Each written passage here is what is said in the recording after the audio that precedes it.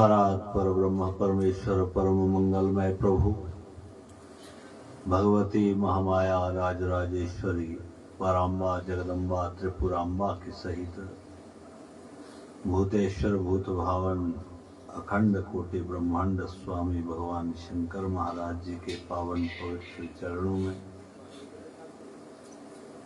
भगवान का श्री विग्रह हरिवंश महापुराण को बार बार प्रणाम करते हैं।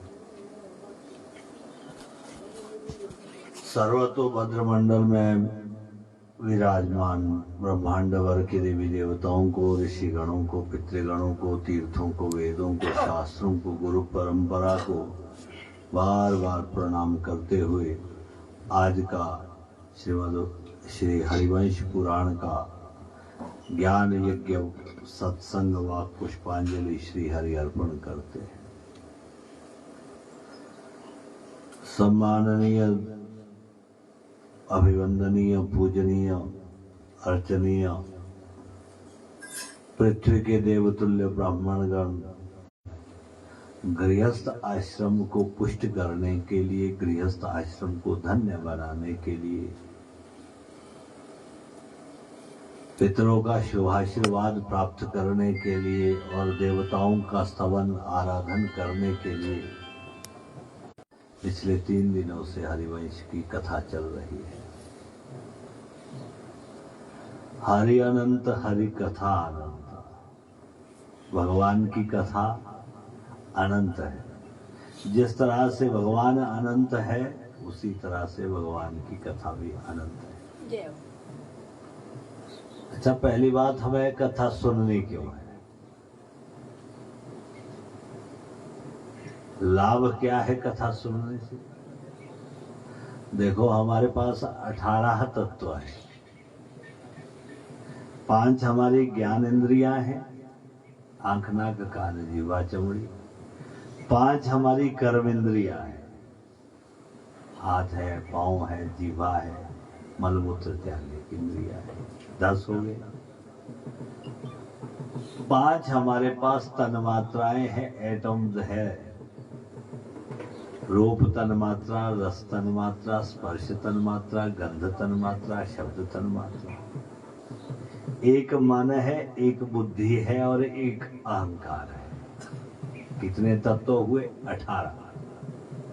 इन्हीं 18 तत्वों को शुद्ध करने के लिए, इन्हीं 18 प्रकार के तत्व को का परिमार्जन करने के लिए, इन तत्वों में जो सांसारिक मैल लगी है उनको हटाने के लिए 18 पुराण और 18 उपपुराण रचे गए।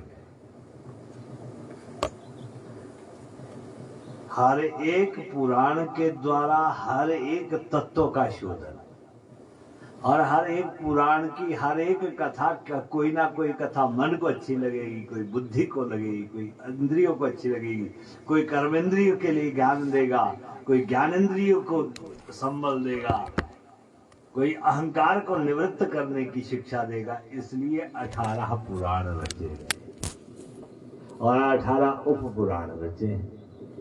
उन्हीं 18 उप पुराणों में से जो हरिवंश पुराण है, ये उप पुराण है। वंश की शुद्धि के लिए, वंश की अभिवृद्धि के लिए, वंश के पूर्व में रहे हुए सारे के सारे पितरों के उद्धार के लिए ये कथा सुनी जाती है। दूसरी बात, कथा आप कानों से सुनते हैं और आपके हृदय में जाती है। आपके पास कान कितने हैं? 2। और मुख में जीभ कितनी है? 1। कान 2 है और जीभ 1 है। अर्थ क्या है कि ज्यादा सुनो और कम बोलो। हम क्या करते हैं कि ज्यादा बोलते हैं और कम सुनते हैं। ज्यादा सुनना चाहिए। कथाएं सुनने के लिए है और सुनने के बाद आचरण करने के लिए। प्रविष्टः कर्णरन्ध्रेण यथा भाव सरोरुहम् दुनोति शमलम कृष्ण सलिलस्य यथा शर प्रविष्टः कर्णरंध्रेण। कानों के दो छिद्रों के द्वारा आपके अंदर कौन जाएगा? परमात्मा ही जाएगा। कथा में कोई सांसारिक तत्व नहीं है, कथा में साक्षात परमात्मा है। वो परमात्मा ही कानों के दो छिद्रों के द्वारा हमारे हृदय में पहुंचता है। और सारा का सारा जितना भी शरीर का मुख्य केंद्र बिंदु है वो क्या है? हृदय। हृदय में ही हमारी वासना रहती है। उन वासनाओं को निवृत्त करने के लिए जो हमारा हृदय गंदला हो गया है, जैसे बरसात में बाढ़ आती है तो गंदला पानी इसमें मिल जाता है, जल में तो मिट्टी मिल जाती है, तो सारी की सारी नदियां कैसी लगती है कि ये गंदी हो गई। तो ऐसे ही अनेक जन्मों के, जन्मांतरों के पापों का संस्कार हमारे हृदय में लग जाता है और हमारा हृदय कैसा हो जाता है? मलिन हो जाता है। लेकिन उसको दूर करने के लिए क्या है? सत्संग होता है। इसीलिए सत्संग किया जाता है कि भाई आपका जो हृदय मलिन हो गया है, मैला हो गया है, उस मैल को हटाने के लिए ही कथा सुनी जाती है, सत्संग किया जाता है। कथा में और सत्संग में भी अंतर है। कथा तो भगवान के निर्मल यश का गान करती है और सत्संग ऐसा है जिसको आपने कभी छोड़ना नहीं। सत्संग माने जो सुन लिया, जो अच्छी बात सुन ली, जिस सत्य तत्व को जान लिया, पहचान लिया, उसको कभी छोड़ना नहीं है। उसका हमेशा क्या करना है? संग करना है। वो सत्संग है। अगर आप बीच में छूट गया है, आपका बीच में सत्संग छूट गया, आप भूल गए, विस्मृत हो गए, तो समझ लो कि आपने सत्संग सुना ही नहीं। बोले भक्तवत्सल भगवान की। भगवान को विस्मृत नहीं करना है तो क्या है? प्रविष्टः कर्णरंध्रेण। दो कानों के छिद्रों के द्वारा भगवान हमारे अंदर जाते हैं। यथा भाव सरोरुहम। और जब भगवान अंदर जाएंगे तो आपका हृदय बदलेगा, आपके भाव बदल जाएंगे। देखो, साधारण मनुष्य में और संत में या महान व्यक्ति में क्या फर्क है? साधारण मनुष्य में छल छिद्र भी होता है, कपट भी होता है, स्वार्थ भी होता है। लेकिन जो महान होते हैं, संत होते हैं, ज्ञानी होते हैं, और वो इनसे रहित होते हैं। अगर उनमें गुस्सा भी आता है तो क्षणिक है, उसके बाद कुछ नहीं है। उनकी दृष्टि सुधारवादी दृष्टि है, उनकी दृष्टि उदारवादी दृष्टि है, जबकि हमारी दृष्टि स्वार्थ की दृष्टि। यही अंतर साधारण में और महान संत में होता है। हम हर व्यक्ति के लिए, हर किसी के लिए क्या कहते हैं? हर व्यक्ति के लिए हम एक चीज कहते हैं, भगवान शब्द जोड़ देते हैं। आजकल तो सारे के सारे भगवान हो लिए, लेकिन भगवान शब्द किसके लिए प्रयुक्त होना चाहिए, ये बात यहाँ पर है, हरिवंश पुराण में आई। भगवान आप किसको कह सकते हैं? ऐश्वर्यस्य समग्रस्य धर्मस्य यशसा श्रिय ज्ञान वैराग्योश्चैव शरणाम भग इति ऋणा। जिनमें ये 6 तत्व रहते हैं वो क्या कहलाता है? वही भगवान कहलाता है। कौन कौन से? ऐश्वर्यस्य समग्रस्य, जिसमें बहुत सारा ऐश्वर्य होता है वो भगवान कहलाने के योग्य है। सबको नहीं, जिसमें ऐश्वर्य कूट कूट करके भरा है, जिसका ऐश्वर्य बढ़ गया है, वो भगवान हो सकता है। धर्मस्य यशसा श्रिय, जिसमें धर्म ही धर्म है, जो धर्म के अतिरिक्त बात ही नहीं करता है। इसलिए कोई आज के युग में कोई ही ऐसा होता है जो धर्म की ही बात करेगा, धर्म का ही चिंतन करेगा, बाकी तो स्वार्थ का चिंतन करते हैं। जिसमें धर्म होगा वही भगवान कहलाया जा सकता है। यशसा श्रिय, जिसके अंदर यश ही यश होगा, जो ज्ञान जिसके अंदर बड़ा भारी ज्ञान का प्रकाश होगा, यश फैला होगा, वो भगवान कहलाने योग्य है। जिसका यश नहीं फैला है, जिसकी कीर्ति नहीं है, वो भगवान नहीं हो सकता। श्रेयः, और जो चाहे, जो मन से चाहेगा, अगर उसको करने में समर्थ है तो भगवान है, अन्यथा भगवान नहीं। यही एकमात्र तत्व है जो सब में मिलता नहीं है। श्रेयः, जो वो चाहे, जो उसकी इच्छा हो, जो उसके अंदर से संकल्प निकले, जो करना चाहे, अगर वो उसको परिपूर्ण करने में समर्थ है तो भगवान हो सकता है। ज्ञान वैराग्ययोश्चैव, और उसमें ज्ञान भी चाहिए और वैराग्य भी चाहिए। हम सब चीजों से युक्त हो सकते हैं। देखो, हमारे पास ऐश्वर्य भी हो सकता है और हमारे पास धर्म भी हो सकता है, यश भी हमारे पास आ सकता है, लक्ष्मी भी हमारे पास आ सकती है, लेकिन हमारे अंदर ज्ञान और वैराग्य नहीं हो सकता। ज्ञान वैराग्ययोश्चैव, ज्ञान अगर आ भी जाए, ज्ञान रह तो जाता है, लेकिन ज्ञान के साथ अभिमान रहता है। अगर अभिमान रह गया तो समझ लो कि अभिमानम सुरापानम रौरवम चंडन गौरवम प्रतिष्ठा च सुकरी विष्ठा त्रयम त्यक्त्वा सुखी भवे। ये तीन चीजें छोड़नी पड़ती है। अभिमानम सुरापानम, अहंकार कैसा है? जब आदमी अहंकार में होता है तो किसी को देखता ही नहीं है। जैसे मत वाला व्यक्ति शराब के नशे में रहता है, वो किसी को मानता ही नहीं है, वो अपने को ही सब कुछ मानता है।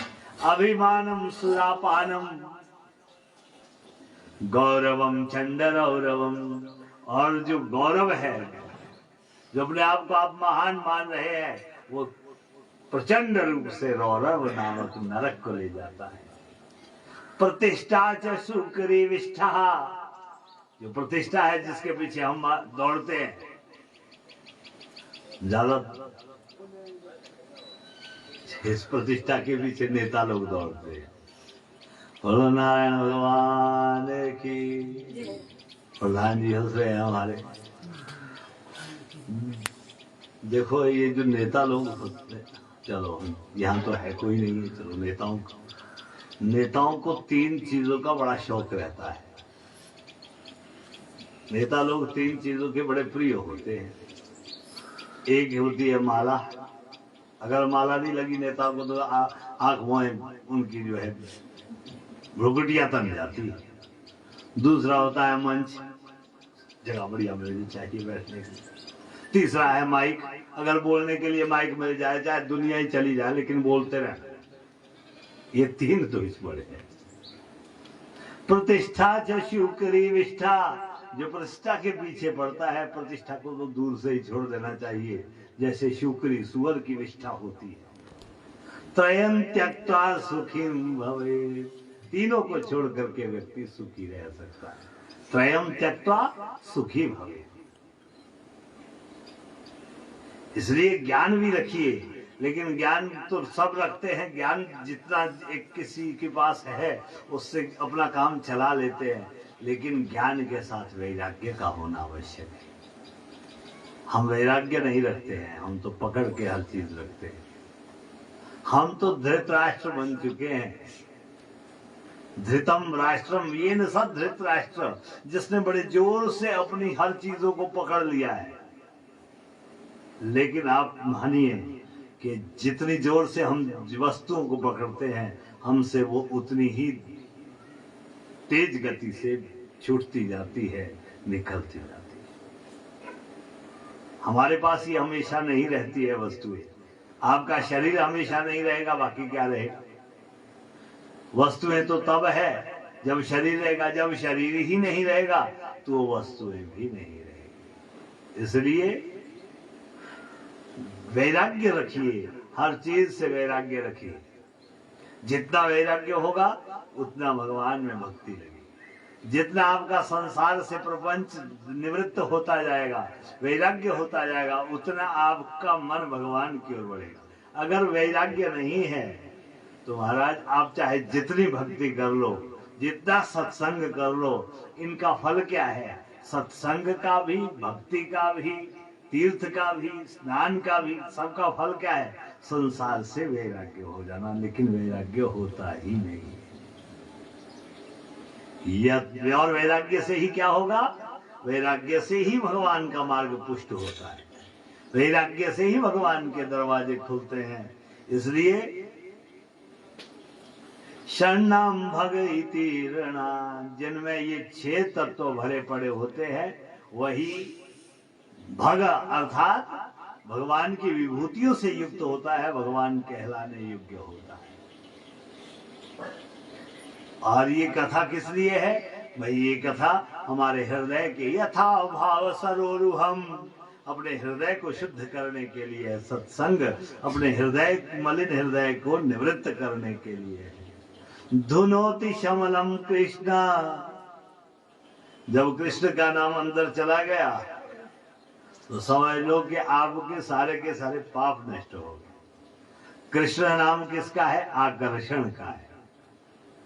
कृष्ण किसको कहते हैं? आकर्षण को, जो आपको अपनी ओर खींचता है। धुनोति शमलम कृष्णा यथा भाव सरोरुहम। कृष्ण को कृष्ण ना मानिए, कृष्ण को ये मानिए कि वो भगवान आपके अंदर बैठे हैं। उनको अपने से दूर मत, अपने पास मानिए कि ये हमारे पास है।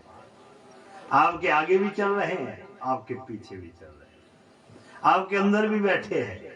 आपको ठोकर लगती है, कहीं आपका पैर फिसलता है, तो ये मानिए कि आगे चल करके कृष्ण भगवान आपको संभाल रहे हैं।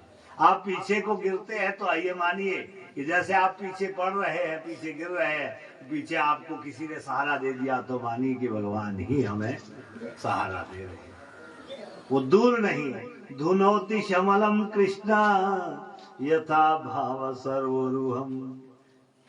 भाव से उस भगवान का भजन करिए, भाव से उससे प्रीति करिए, भाव से उसका सत्संग करिए, भाव से उसके साथ करिए।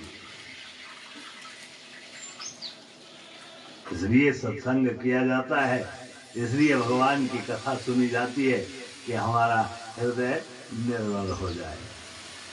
पिछले कल हमने आपको 4 वंशावलियां सुनाई थी। ध्रुव का वंश सुनाया था, मरीचि का वंश सुनाया था, और ब्रह्मा के द्वारा क्या क्या कर्म किस किस को दिए गए थे, वो कर्म का निर्धारण भी हमने आपको सुनाया। देवताओं की माता अदिति थी और दैत्य की माता दिति थी। ये बात भी हमने आपको कल सुना दी थी। यहां वैशंपायन से जनमेजय जी पूछते हैं, महाराज आपने एक बात कही थी, वो मुझे समझ नहीं आई। क्या बात कही थी? देव माता अदिति को किसने श्राप दिया था कि जो उसके गर्भ में जो गर्भ आया था, जो उसको वो मरा हुआ मान रही थी कि ये मेरा अंडा मर गया है, जिसके कारण से सूर्य का नाम क्या पड़ा था? मार्तंड पड़ा। महाराज वो बात समझ नहीं आई। वैशंपायन जी जनमेजय से कह रहे हैं, देखो जनमेजय, एक समय की बात है, देवताओं की माता अदिति कश्यप के घर में रह रही थी और वो गर्भवती थी। गर्भावस्था में स्त्री को बड़े नियमों का पालन करना चाहिए। आजकल तो हो नहीं पाते हैं, लेकिन फिर भी जितना हो सके नियमों का पालन करना चाहिए। गर्भ का संस्कार, गर्भ में पड़े हुए बच्चे पर संस्कार सबसे ज्यादा गर्भ में पड़ता है। 9 महीने और 10 दिन तक बच्चा गर्भ में रहता है, उनमें से 5वें महीने से लेकर के 8वें महीने तक सबसे ज्यादा संस्कार बच्चे पर पड़ते हैं। गर्भवती थी, पेट बढ़ गया था अदिति माता का। एक दिन उनके घर पर कौन आए? बुद्ध महाराज जी आए भिक्षा लेने के। बुद्ध देवता जो है वो वाले बुद्ध नहीं, गौतम बुद्ध नहीं, बुद्ध भगवान आए और जैसे ही उनके पास घर में पहुंचे, वो गर्भावस्था में थी, जल्दी चल नहीं पा रही थी। गर्भावस्था में बड़े आराम से चलना होता है, संभल करके चलना होता है। जैसे कैसे पहुंच रही थी उतने तक बड़ा विलंब हो गया था। भिक्षा लेकर के आई भी, भिक्षा दी भी, लेकिन उससे पहले बुद्ध महाराज जी को क्रोध आ गया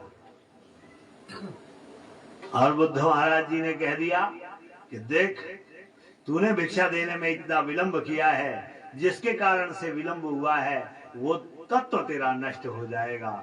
जब ऐसा सुना, भिक्षा दे दी महाराज, मैं गर्भवती हूँ, तो तुम्हारे गर्भ में जो बच्चा है वो मृत हो जाएगा, ये श्राप देगा।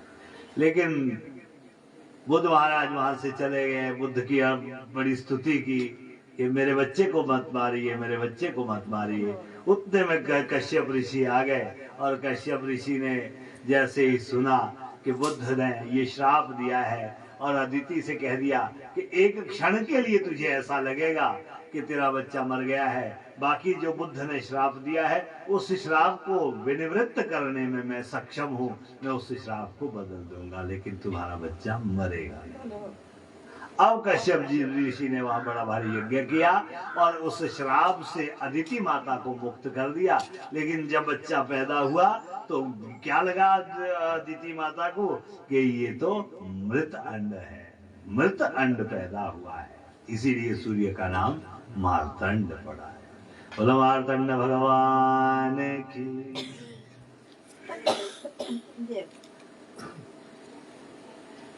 ये सूर्य भगवान बड़े गजब के हैं। देखो, सूर्य भगवान की उपासना जरूर करनी चाहिए। राम जी कौन से वंश में पैदा हुए थे? सूर्य वंश में पैदा हुए थे। लेकिन राम जी ने रावण को मारना था, लेकिन रावण को मार नहीं पा रहे थे। रावण को मारने के लिए बड़ी भारी शक्ति चाहिए थी, वो थी नहीं राम जी के पास, भगवान के पास नहीं। यहां जो हमने आपको बात बतानी है वो सूर्य की ही बात बता रहे हैं। अद्भुत शक्ति से संपन्न व्यक्ति ही रावण को मार सकता था। एक दिन क्या हुआ कि युद्ध चल रहा था राम और रावण का, लेकिन ना तो रावण हार रहे थे ना राम हार रहे थे। विचार कर रहे थे श्री राम भगवान के कैसे मारूं मैं रावण को, कैसे मैं इनका संहार करूं। उद्दे में वहां पर कौन ऋषि आए? एक अगस्त्य नाम के ऋषि आए।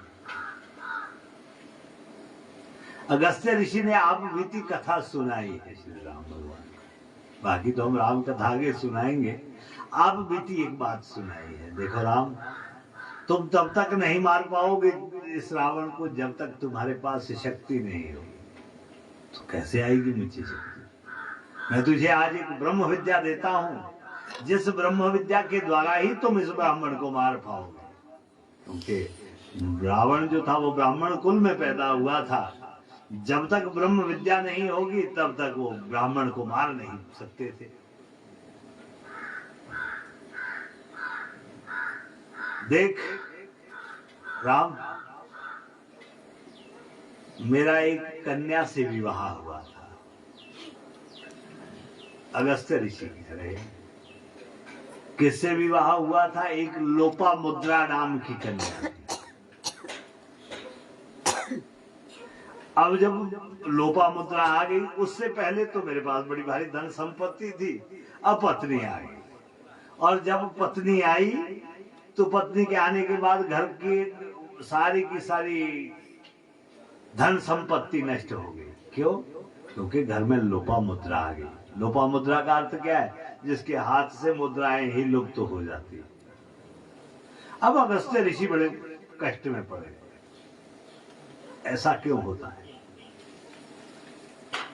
ऐसा इसलिए होता है, दुशीलो मातृदोषेण पितृदोषेण मूर्खता,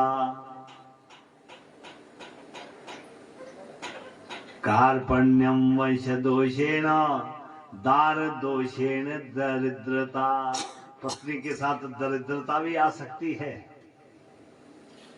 और सुख संपत्ति भी आ सकती है। पत्नी दोनों अर्थों में बड़ी सार्थक है। वो दरिद्रता भी ला सकती है और अपने साथ संपत्ति भी ला सकती है। वो विचार व्यक्ति को करना चाहिए कि कैसी पत्नी से विवाह करना चाहिए, कैसी कन्या से विवाह करना चाहिए। लोपामुद्रा के पास जब लोपामुद्रा आई तो पैसा ना टिके। अगस्त्य ऋषि बड़ी भारी स्तुति कर रहे थे। देखो ये दो विद्याएं हैं, लोपामुद्रा और अगस्त्य ऋषि।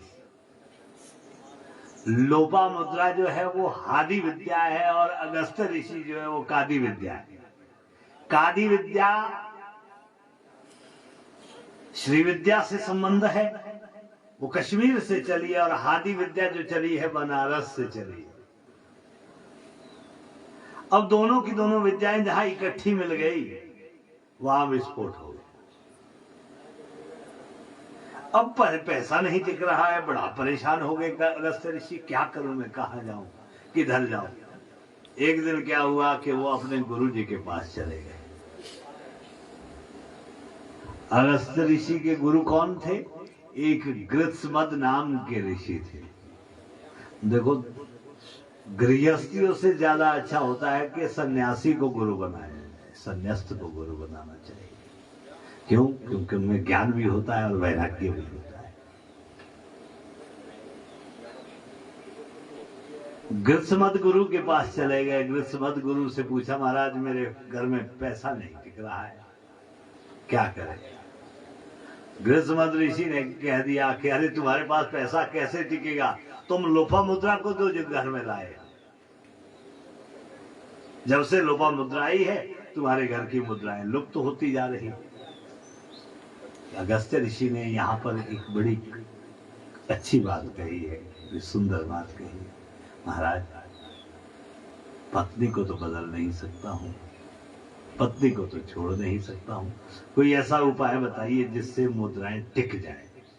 मैं ज्यादा नहीं चाहता, लेकिन जितनी एक है मेरे पास वो मुद्राएं लुप्त ना हो, वो टिक जाए, वो स्थिर हो जाए, इतना ही मैं चाहता हूं। गृत्समद ऋषि बड़े प्रसन्न हो गए कि देखो इसकी पत्नी में कितनी निष्ठा है। यही धर्म सिखाता है कि पत्नी चाहे कैसी भी हो उसको नहीं छोड़ना चाहिए, पति चाहे जैसा भी हो उसको नहीं छोड़ना चाहिए। नारायण, हम आपको एक ऐसी विद्या देते हैं, ब्रह्म विद्या देते हैं, जिस ब्रह्म विद्या को धारण करने से तुम्हारे पास मुद्राएं टिक जाएगी। वो कौन सी विद्या है, वो कौन सी ब्रह्म विद्या है? वो ब्रह्म विद्या और कोई नहीं है, आदित्य हृदय स्तोत्र दिया था गृत्समद। तो ये मुद्राओं को लुप्त होने से बचाएगी, लेकिन इस ब्रह्म विद्या का जो मुख्य कार्य है वो क्या होगा?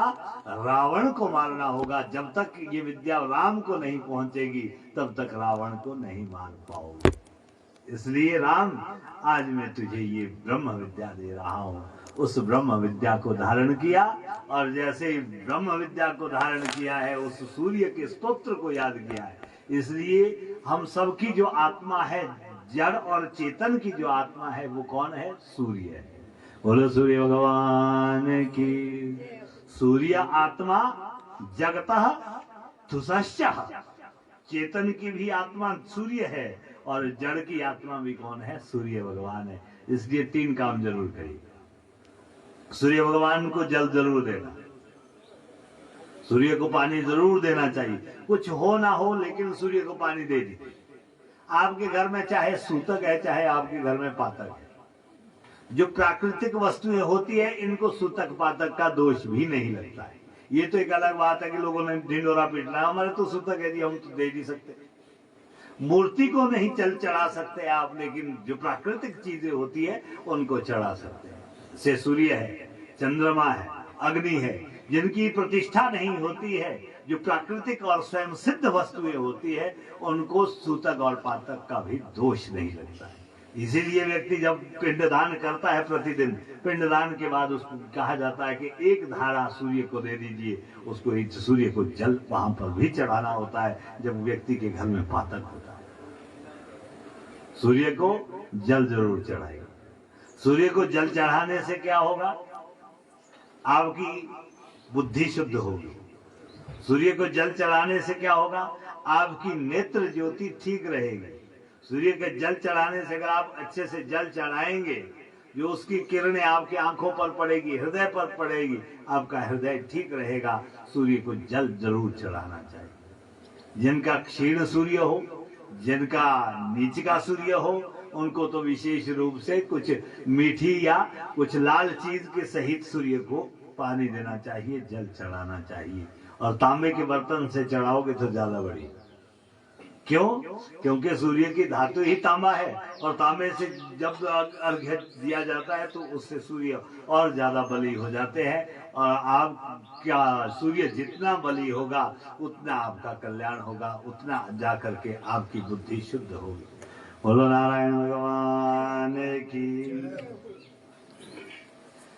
इस तरह से सूर्य भगवान की कृपा राम जी को हुई थी, अगस्त्य ऋषि को हुई थी। नमस्कार प्रिय भानु, जलधारा प्रिय शिव, श्रृंगार प्रिय कृष्णश्च, ब्राह्मणा भोजनम प्रिय। और सूर्य भगवान को नमस्कार जरूर करें। देखो बाकी चीजें हो ना हो, लेकिन जब भी सूर्य भगवान दिखे तो हाथ जरूर जोड़िए, प्रणाम जरूर करिए सूर्य। इससे बड़े खुश होते हैं सूर्य भगवान।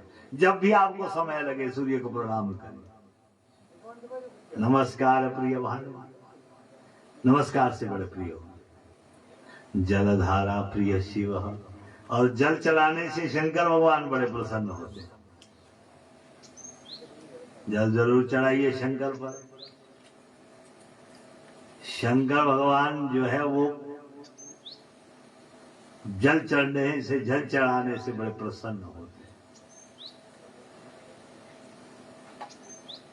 श्रृंगार प्रिय कृष्णश्च, अगर आपके घर पर कन्हैया है तो उनका श्रृंगार बढ़िया करिए। जितना आप अपना करें उतना ही कन्हैया का श्रृंगार करिए। अगर आप अपने कपड़े बदलते हैं तो उनके भी बदलिए, उनको भी श्रृंगार करिए, उनको भी काजल लगाइए, उनको टीका लगाइए। एक एक नहीं, पीले के साथ लाल भी टीका लगाइए, सफेद भी के उनको चंदन घिसिए, चंदन लगाइए, उससे बड़े प्रसन्न होते हैं। ब्राह्मणा भोजनम प्रिय, और ब्राह्मण किससे संतुष्ट होते हैं? भोजन से संतुष्ट होते हैं। इसलिए हमारे आशाराम जी तो सीधे किचन में ही पहुंच जाते हैं। बोलो नारायण भगवान की। क्यों? कारण क्या है भाई? अब महीने में 20-25 दिन तो व्रत रहने हैं। अगर 2 टाइम का एक खाना है, अगर एक भी ढंग का ना मिले तो तब तो हो गया काम। इसलिए ब्राह्मण अगर किसी चीज से प्रसन्न होता है तो भोजन से प्रसन्न हुआ करता है। इस तरह से सूर्य भगवान के यहाँ पर देवताओं के वंश को गिना है। अब आगे चलते चलते वैशंपायन ऋषि से जन्मेजय ने पूछा है, महाराज आपने बड़े अच्छे से हमें मरीचि वंश, ध्रुव वंश की कथा सुनाई है। अब हम अत्रि वंश की कथा सुनना चाहते हैं। अत्रि का विवाह किससे हुआ था? अनुसुईया से हुआ। देखो अत्रि क्या है? औ कहते हैं, औ का अर्थ होता है न, अलुक समास, नात्री इति अत्रि। जो 3 गुणों में नहीं फंसे हैं वो अत्रि है, अर्थात जो 3 गुणों से ऊपर उठ गए हैं वो अत्रि है। जब 3 गुणों से व्यक्ति ऊपर उठ जाता है तो उसी के पास अनुसुईया पहुंचती है। अर्थात अनुसुईया कैसी है? ना किसी से प्रेम करती है, ना किसी से द्वेष करती है। अनुसुईया के साथ अत्रि का विवाह हो। अत्रि और अनुसुईया बड़े आनंद से रहने लगे। अनुसुईया की ख्याति सारे के सारे विश्व में बढ़ गई। सारे के सारे संसार में अनुसुईया की ख्याति बढ़ गई कि देखो कितनी बड़ी महान पतिव्रता स्त्री है। किसी से द्वेष नहीं करती है, जो भी उनके आश्रम में जाता है भरण पोषण करती है, बड़े अच्छे से उनका पालन पोषण करती है। बड़े प्रसन्न हो गए सारे के सारे लोग। एक दिन नारद ऋषि भी वहां पर पहुंच गए और नारद ऋषि वहां पहुंचे। नारद ऋषि ने अत्रि और अनुसुईया के आश्रम पर आए। अनुसुईया माता को प्रणाम कर दिया, अत्रि ऋषि को प्रणाम कर दिया, वहां से निकल गए। अब नारद ऋषि ने आज सोचा कि देखो जरा कुछ आज नई लीला करते हैं। अब नारद ऋषि का तो काम ही ऐसा है, नया नया काम ढूंढते हो। नारद ऋषि ने क्या कर दिया, वहां से निकले। निकलते निकलते सबसे पहले कहां पहुंच गए, ब्रह्मलोक में पहुंचे। ब्रह्मा जी के पास ब्रह्मा जी को प्रणाम कर दिया। ब्रह्मा जी से गुफ्तगू कर रहे थे, उतने में सरस्वती आ गई। सरस्वती मैया ने पूछा, ब्रह्मा हे नारद, आप स्वामी से क्या बात कर रहे हैं, कौन सी बात कर रहे हैं, क्या चर्चा कर रहे हैं। वहां पर नारद ऋषि चुप हो गए और ब्रह्मा जी कहने लगे, देखो देवी, नारद ऋषि अनुसुईया के घर से आए हैं और उनके ऐश्वर्य की बात कर रहे हैं कि अनुसुईया का ऐश्वर्य तो सारे के सारे संसार में फैल गया है। अब ज्ञान की देवी सरस्वती ये सहन नहीं कर सकी कि मुझसे ऊपर भी कोई पतिव्रता हो सकती है और मुझसे ज्यादा भी कोई ज्ञानवती हो सकती है, ज्ञान वाली भी हो सकती है। अमर्ष हो गया सरस्वती। और जैसे ही उनके अंदर द्वेष जागृत हुआ, अब नारद ऋषि ने देखा कि माता अनुसुईया की प्रशंसा सहन नहीं कर पा रही है, मेरा काम हो गया है। अब वहां से निकल गए। इधर सरस्वती मैया ने ब्रह्मा जी से कह लिया कि जाओ आप परीक्षा लेकर के आओ, आप परीक्षा लीजिए अनुसुईया की। मैं चाहती हूं कि वो सच में इतनी महान पतिव्रता है भी कि नहीं है। जाओ आप परीक्षा लेने के लिए चले जाओ। अब वहां से निकले। निकलते निकलते वैकुंठ पहुंच गए। वैकुंठ में नारायण भगवान का दर्शन किया। लक्ष्मी मैया कुछ काम कर रही थी, नारायण भगवान से चर्चा चली। लक्ष्मी मैया आई, अरे नारद बड़े प्रसन्न दिख रहे हैं, क्या बात है, कहां से आ रहे हो। अरे मैया, मैं तो अनुसुईया के आश्रम से आ रहा हूं। आप तीनों लोगों में आजकल तो अनुसुईया की ही चर्चा हो रही है, अनुसुईया की ख्याति बढ़ गई है, प्रताप बढ़ गया। ये सुना लक्ष्मी मैया को भी क्रोध आ गया, क्या हमसे भी श्रेष्ठ है अनुसुईया। मैया मैं तो नहीं कहता, पर दुनिया कह रही है। नारद ऋषि की तो बात ही कुछ और है, मैं नहीं कह रहा, पर दुनिया ये मान रही है कि आज के युग में अनुसुईया से बढ़कर के कोई नहीं है। वहां पर लक्ष्मी मैया को भी अमर्ष हो गया। जब लक्ष्मी मैया को देखा तो नारद ऋषि समझ गए कि अब इनको भी दुख होने लग गया है, इनको भी द्वेष होने लग गया है। वहां से निकल गए। तत्काल लक्ष्मी मैया ने नारायण भगवान से कह दिया, जाओ उस अनुसुईया की परीक्षा लो और कठिन से कठिन परीक्षा लो, ऐसी परीक्षा लो कि वो जिसको कर ही ना पाए, ऐसी कठिन परीक्षा उनकी ले ली। अब नारायण भगवान को भी भेज दिया परीक्षा के। अब आगे जाने लगे। आगे चलते चलते पहुंच गए शंकर भगवान के पास। शंकर भगवान से भी वही बात कही। पार्वती मैया ने पूछा, बड़े प्रसन्न लग रहे हो नारद। हाँ देवी, मैं वहां से आ रहा हूँ अनुसुईया के आश्रम से, आजकल उनकी बड़ी ख्याति है। पार्वती मैया को भी क्रोध आ गया, उन्होंने भी शंकर भगवान को परीक्षा के लिए भेज दिया। अब तीनों को ये शिक्षा दी थी कि आपने कैसी परीक्षा लेनी है, बड़ी कठिन परीक्षा लेनी है। कठिन परीक्षा लेने के लिए उनको भेज दिया, बड़ी भयंकर परीक्षा लेने के लिए। तीनों देवता खड़े हो गए अनुसुईया माता के दरवाजे पर। तीनों ने अपना ब्राह्मण का रूप धारण कर लिया और साधु का वेश धारण कर लिया, सन्यासी का रूप धारण कर लिया और कहने लगे, भिक्षाम देहि, हमें भिक्षा दीजिए। अनुसुईया माता आई है और भिक्षा देने के लिए आई। जैसे ही भिक्षा देने लगी, तीनों के तीनों संतों ने कह दिया, हम ऐसे भिक्षा नहीं लेते हैं। तो कैसे लोगे, कठिन परीक्षा लेनी थी। तीनों के तीनों सन्यासियों ने कह दिया, संतों ने कह दिया, हम भिक्षा तब लेंगे जब आप हमारे सामने नग्न आएगी, नग्न अवस्था में आप भिक्षा देगी। तत्काल अनुसुईया माता ने विचार किया, जो पतिव्रता स्त्री होती है उसकी बुद्धि विलक्षण होती है। कह दिया ठीक है, हम आपको दे देंगे, हम आपको नग्न अवस्था में भी भिक्षा दे देंगे। और अनुसुईया माता ने हाथ में जल ले लिया। जैसे ही जल को अभिमंत्रित किया, पातिव्रत्य के बल के ऊपर जैसे ही जल उनके ऊपर छिड़का और तीनों के तीनों जो देवता थे वो 6-6 महीने के बच्चे बन गए। अब उन 6 महीने के बच्चे के सामने माँ नग्न भी रहे तो कोई प्रभाव नहीं होता है, उनको दूध भी पिलाती है, 6-6 महीने के बच्चे बना। अब वो माँ का दूध पीने के लिए तैयार हो गए, माँ का दूध पीते हैं। कई महीने बीत गए। जब नारायण भगवान, शंकर भगवान और ब्रह्मा जी अपने लोक नहीं पहुंचे तो तीनों की तीनों देवियां परेशान हो गई। लक्ष्मी भी, सरस्वती भी, पार्वती मैया भी, कहाँ है हमारे भगवान, किधर चले गए।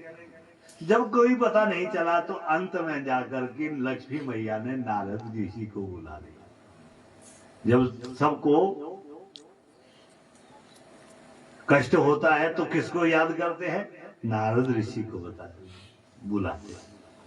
नारद ऋषि गए, लक्ष्मी मैया ने पूछा कहाँ है हमारे भगवान, वापिस क्यों नहीं आ रहे? अरे मैया, आपने परीक्षा के लिए भेजा था, उनको तो अनुसुईया माता ने 6-6 महीने का बच्चा बना दिया है। क्या वो छोटे बन गए हैं? वो तो बच्चे हैं, अनुसुईया माता का दूध पी रहे हैं, अनुसुईया माता के आश्रम में रह रहे हैं। भैया वो अब आने वाले नहीं है। नारद ऋषि आप ही बताओ ना, कैसे उनको वापस लाए, कैसे उनको हम वहां से वापस खींच करके लाए? और नारद ऋषि ने कहा, देवी वहां तो आपको ही जाना पड़ेगा,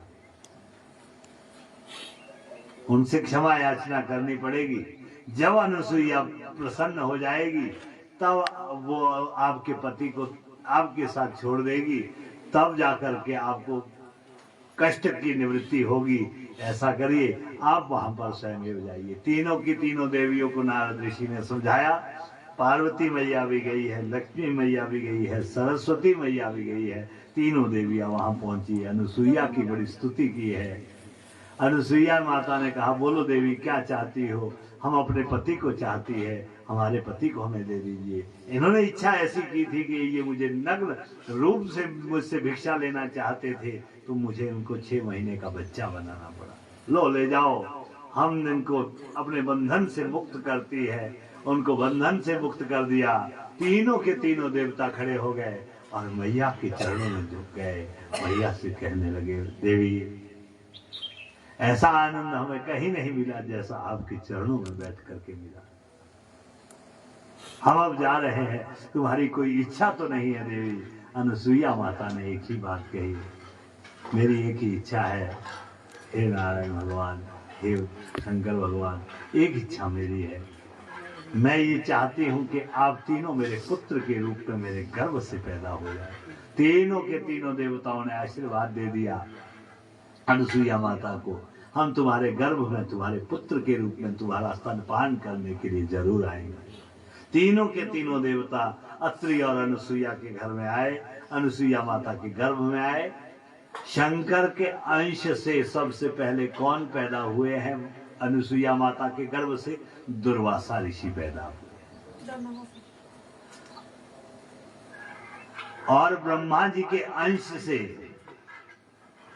चंद्रमा पैदा हुए, और नारायण भगवान के अंश से अनुसुईया माता के गर्भ से अवधूत जी महाराज दत्तात्रेय जी प्रकट हुए। इस तरह से 3 देवता अनुसुईया माता के गर्भ से उत्पन्न हुए हैं। बोलो नारायण भगवान की।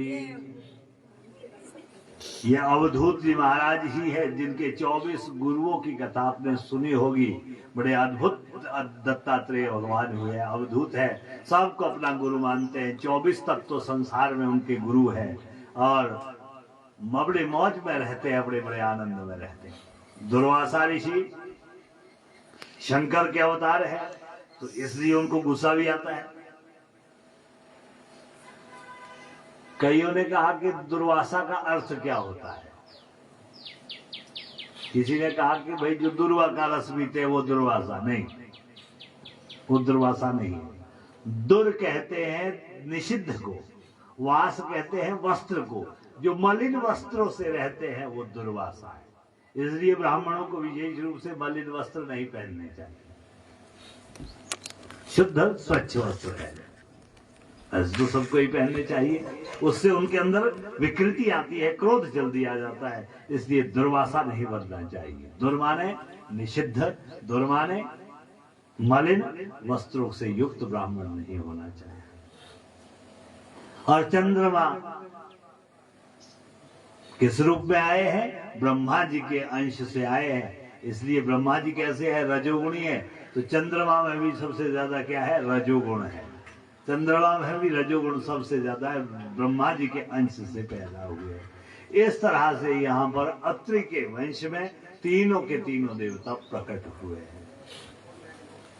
आगे चलते चलते जब चंद्रमा बड़े हो गए तो चंद्रमा को पढ़ने के लिए भेजा किसके घर में? देवगुरु बृहस्पति के पास भेज दिया। देखो, पढ़ने के लिए सबको जाना चाहिए। देवगुरु बृहस्पति के पास पढ़ने के लिए भेज दिया। बड़ी बड़ी शिक्षाएं धारण कर ली। चंद्रमा देखने में बड़े सुंदर थे, और सुंदर इतने अद्भुत सुंदर थे, जो गुरु की पत्नी थी वो चंद्रमा पर ही आसक्त हो गई। और इस तरह से आसक्त होने के कारण से चंद्रमा का ही पुत्र तारा के गर्भ से बुद्ध के रूप में अवतरित हो गया। जो वो बुद्ध था वो कौन था? चंद्रमा का ही पुत्र था। जब उससे तारा से पूछा है, बड़ा अनुनय विनय किया है, बृहस्पति ने भी पूछा ये मेरा पुत्र तो नहीं है, किसका पुत्र है? सारे के सारे देवता आ गए तो उन्होंने कह दिया कि ये चंद्रमा का ही पुत्र है। अत्रि के वंश में ही वो भी पैदा हुए। बुद्ध का विवाह एक ईड़ा नाम की कन्या से हो गया। बुद्ध और ईड़ा से ही पुरुरवा नाम के राजा का जन्म हुआ है, जो बड़े भारी संत हुए हैं, बड़े भारी विरक्त हुए हैं। पुरुरवा का जन्म उन ईड़ा और बुद्ध से ही हुआ था। लेकिन ईड़ा को ये वरदान था कि जब इसके एक पुत्र हो जाएगा उसके बाद ये ईड़ा जो है सुद्युम्न बन जाएगी, एक नारी से परिवर्तित होकर के एक पुरुष में परिवर्तित हो जाएगी। इसलिए वो ईड़ा सुद्युम्न बन गई। उसी अत्रि के वंश में अंग हुए हैं, और अंग के एक पुत्र हुए हैं वेन।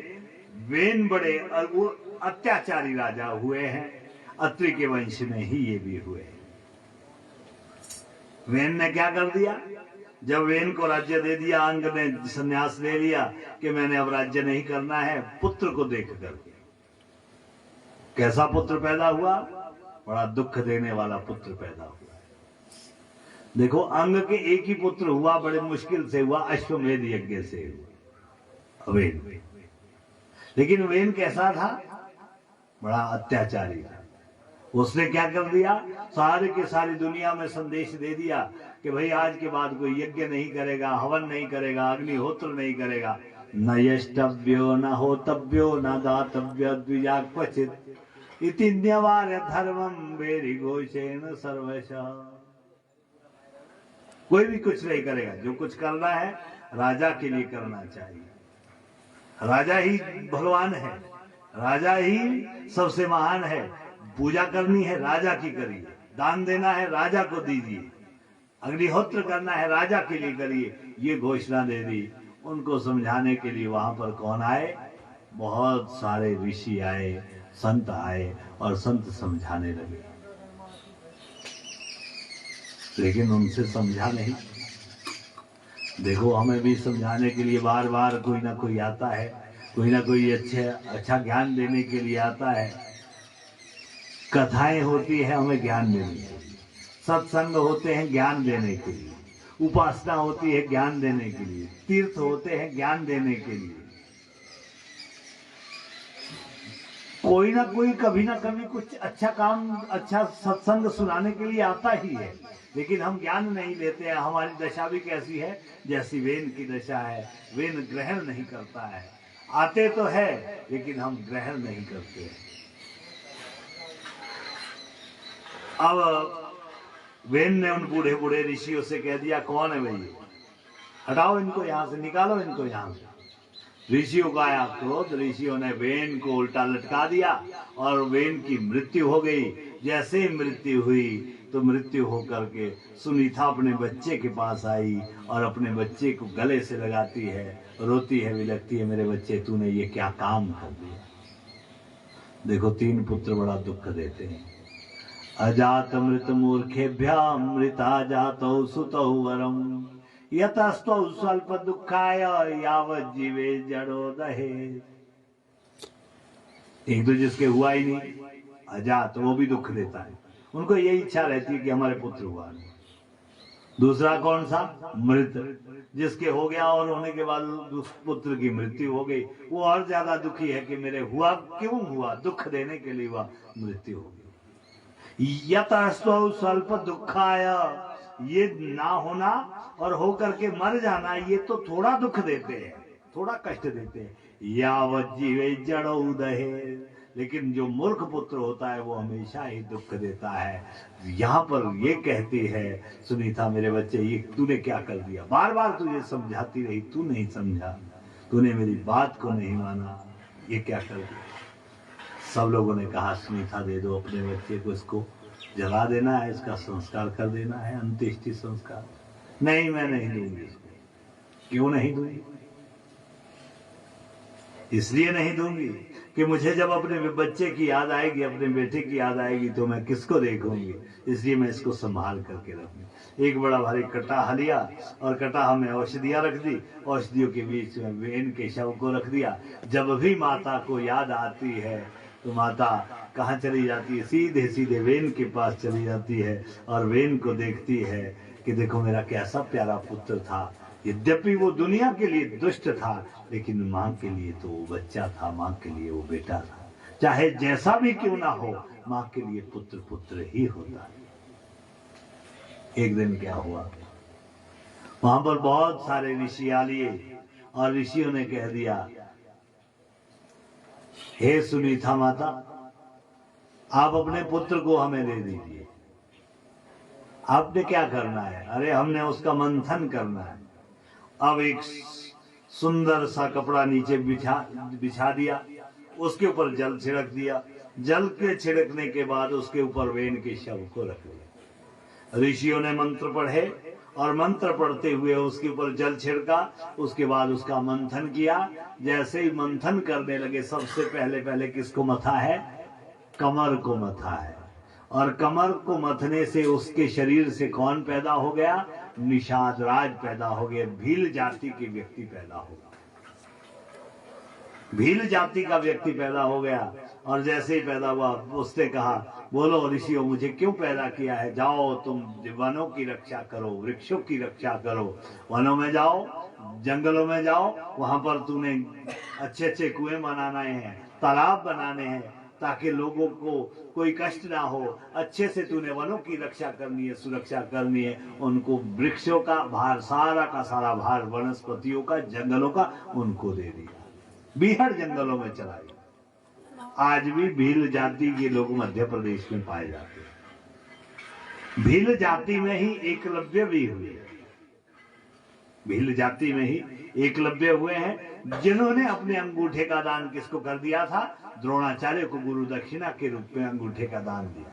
उस दिन से लेकर के भील जाति के लोग कभी भी जब धनुष चलाते, बाण चलाते हैं, वो कभी भी अंगूठे का प्रयोग आज भी नहीं करते हैं। आज भी वो जो बाण चलाते हैं केवल उंगलियों से चलाते हैं, इसलिए वो एक साथ एक बाण नहीं 3-3 बाण साथ चलाते हैं। और जब अंगूठा बाण में लगता है, धनुष में लगता है, तो शक्ति आधी रह जाती है, लेकिन जब उंगलियों से बाण को चलाया जाता है तो पूरी की पूरी शक्ति, पूरा शरीर का पूरा बल उंगलियों पे आ जाता है, इसलिए वो और भी तीखे बाण हो जाते हैं। इस तरह से उस भील जाति के व्यक्ति को, निषाद राज को भेज दिया कि तुम जंगलों का राज्य करो। अब दोनों की दोनों भुजाओं को मथा। जैसे ही भुजाओं को मथने लगे, दाहिनी भुजा से भगवान के ही अवतार पृथु महाराज जी का जन्म हो गया और बाईं भुजा से अर्ची महारानी लक्ष्मी महारानी का अवतार हो गया। बोलो पृथु भगवान की। जैसे ही अर्ची रानी और पृथु महाराज जी पैदा हुए, अवतरित हुए, सारे के सारे लोग पृथु महाराज जी के पास पहुंच गए। पृथु से कहने लगे, हे पृथु, हे भगवान, आपने अवतार लिया हमारे कष्ट की निवृत्ति के लिए, आपने अवतार लिया हमें सुख देने के लिए। हे प्रभु, हम आपको उपहार देना चाहते हैं। बड़े बड़े लोग आए, देवता भी वहां पहुंच गए और देवताओं ने सबसे पहले क्या किया है, पृथु महाराज जी को बड़ा भारी उपहार दिए हैं। अब उपहार दे दिए, अब पृथु महाराज जी को लाए और जहां पर सिंहासन था वहां पर पृथु महाराज जी को बिठा दिया, उनका अभिषेक कर दिया। बड़े भारी मंत्र पढ़े, मंगलाचार किए गए, अभिषेक कर दिया गया और उनको सिंहासन पर बिठा दिया। अब सिंहासन, वैसे तो ये सिंहासन शब्द सबके लिए रूढ़ हो गया, बोलो नारायण भगवान की। लेकिन अगर असल में देखा जाए, वास्तव में देखा जाए, तो सिंहासन नाम केवल किसका है? जिस सिंह कहते हैं शेर को, शेर के ऊपर कौन बैठता है? केवल भगवती बैठती है। सिंहासन भगवती के लिए। आज तो ये राजाओं का भी जो आसन है वो भी सिंहासन है, देवताओं का भी जो आसन है वो सिंहासन है, सबके लिए सिंहासन का नाम दे दिया। लेकिन सिंहासन जो नाम है वो किसके लिए है? केवल जहां पर भगवती बैठती है। शेर के ऊपर सिंह कहते हैं शेर को, शेर के ऊपर जो बैठा करती है वो भगवती बैठा करती है, उनके लिए। अब वो अपने राजगद्दी पर बैठ गए, आसन पर बैठ गए, सारे के सारे देवता बड़े प्रसन्न हो गए। देवताओं ने अपना निवेदन प्रस्तुत किया, महाराज यज्ञ नहीं हो रहे हैं, दान नहीं हो रहे हैं, सारी की सारी पृथ्वी बंजर हो गई है, क्या करें, कहा जाए? तब वहां पर पृथ्वी महाराज जी ने कह दिया, क्या पृथ्वी अन्न पैदा नहीं कर रही है? नहीं महाराज। पृथ्वी महाराज जी ने कहा, ठीक है देवताओं, हम तुम्हारे लिए यज्ञ की व्यवस्था करेंगे, हम तुम्हारे लिए अन्न की व्यवस्था करेंगे। पहले हम पृथ्वी से साक्षात्कार कर लेते हैं, पृथ्वी से मिलते हैं। अब पृथ्वी महाराज जी को बड़ा क्रोध आ गया और उन्होंने क्या कर दिया, हाथ में धनुष बाण लिए और पृथ्वी के पीछे पड़ गए। पृथ्वी की आत्मा कहाँ रहती है? गायब। गोभिर्विप्रैश्य वेदैश्च सतिभिः सत्यवादिभिः अलुब्धैर्दानशीलैश्च सप्तभिर्धार्यते मही। पृथ्वी को 7 चीजें टिकाती है। गाय, गोभी, गाय के द्वारा पृथ्वी टिकती है। आज गाय की बड़ी बुरी दुर्दशा है। आज लोग कुत्ते तो पालते हैं लेकिन गाय को छोड़ देते हैं। देखिए, ठीक है, कुत्ता भी पालिए, लेकिन गाय की आराधना से, गाय की सेवा से पुण्य प्राप्त होता है।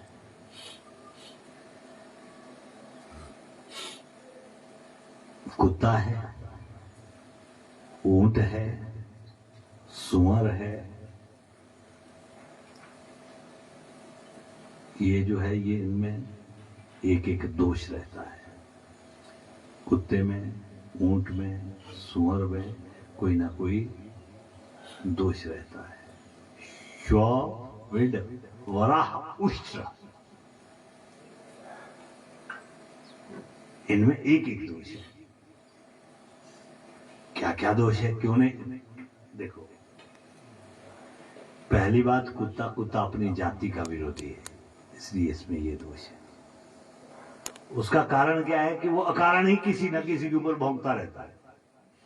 देखो, आप जहां भी जाएंगे, अगर कुत्ता होगा तो अगर अच्छा आदमी है उसके लिए भी भौंकेगा, बुरा आदमी उसके लिए भी भौंकेगा। अकारण जो भौंकता रहता है, अपनी जाति का जो सबसे ज्यादा द्वेषी है। आदमी पर भौंके ना भौंके, लेकिन कुत्ते के लिए कुत्ता जरूर भौंके। पहला दोष इसमें ये है। श्व का मतलब कुत्ता, विट ग्राम सुकर, उसमें क्या दोष है?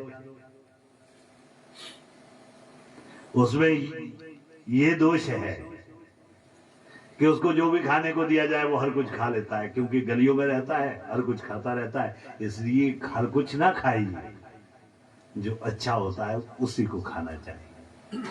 श्वाविट, वराह, उष्ट्रः। और तीसरा जो है कौन है? तीसरा जो है वो आपका है ऊंट। ऊंट में क्या दोष है? ऊंट बड़ा अभिमानी है, वो मानता ही नहीं है कि मेरे बराबर भी कोई है, सीधा ही चलता है। तो तभी कहते हैं कि अब ऊंट पहाड़ के नीचे आया, अर्थात वो अभिमानी है। चौथा जो है, चौथा जो तत्व है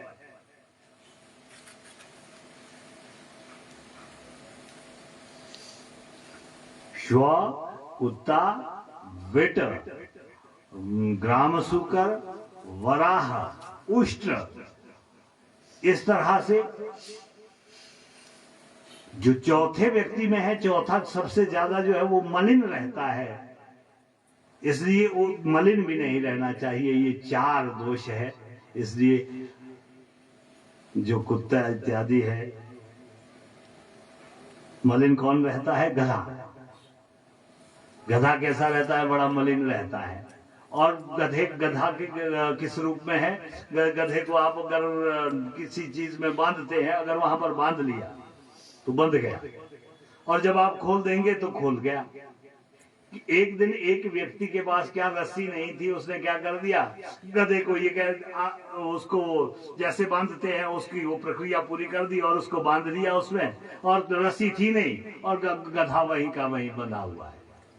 इसलिए हमारी भी क्या दशा है? हम किससे बंधे हैं? हम परिवार से बंधे हैं। हम किससे बंधे हैं? समाज से बंधे हैं। हम बंधन को तोड़ करके परमात्मा को स्वच्छंद रूप से याद करें तो तभी हम मुक्त हो सकते हैं। इसलिए कभी भी अकारण ना तो किसी के ऊपर भौंकना चाहिए, ना कुछ गंदी चीज को खाना चाहिए, और ना ही अभिमान करना चाहिए, और ना ही हमें मलिन रहना चाहिए। इस तरह से ये चार तत्व बड़े निषिद्ध माने।